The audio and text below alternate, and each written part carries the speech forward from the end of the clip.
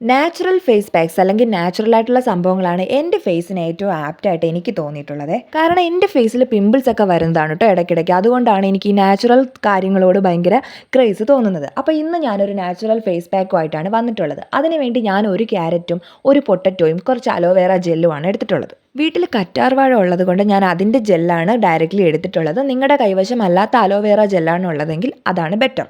അത് കഴിഞ്ഞ് ഞാൻ ഈ പൊട്ടറ്റോനെയും ക്യാരറ്റിനെയും നന്നായിട്ട് ഗ്രേറ്റ് ചെയ്തിട്ട് ഒന്ന് ഗ്രൈൻഡ് ചെയ്ത് അതിൻ്റെ ജ്യൂസ് ഒരു കോട്ടൺ തുണിയിൽ വെച്ച് പിഴിഞ്ഞ് അതിൻ്റെ രണ്ടിൻ്റെയും ജ്യൂസ് എടുത്തു.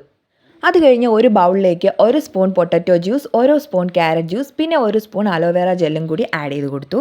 ഇതിലേക്ക് 2 വൈറ്റമിൻ ഇ ക്യാപ്സ്യൂളും കൂടെ സ്ക്യൂസ് ചെയ്ത് ഒഴിച്ചാൽ വളരെ ബെറ്ററാണ്, ഒരു ക്രീമി എഫക്റ്റ് കിട്ടും. പക്ഷേ ഞാനിവിടെ വൈറ്റമിൻ ഇ ക്യാപ്സ്യൂൾ സ്കിപ്പ് ചെയ്തു. കാരണം എൻ്റെ ഫേസിന് അത് ഇച്ചിങ്ങും ഇറിറ്റേഷനും ഉണ്ടാക്കുന്നത് കൊണ്ടാണ് ക്യാപ്സ്യൂൾ ഞാൻ സ്കിപ്പ് ചെയ്തത്. എന്നിട്ട് ഫേസ് നന്നായിട്ട് ക്ലെൻസ് ചെയ്തതിന് ശേഷം ഞാനത് ഫേസിലോട്ട് അപ്ലൈ ചെയ്ത് കൊടുത്തു. അപ്പോൾ അതേ മോൻ ഇടണമെന്ന് പറഞ്ഞ്, എന്നിട്ട് അവൻ എന്നെ കളിയാക്കി ഇടുന്നതാണ് ഞാൻ എങ്ങനെയാണ് ഇടുന്നതെന്ന് പറഞ്ഞിട്ട്.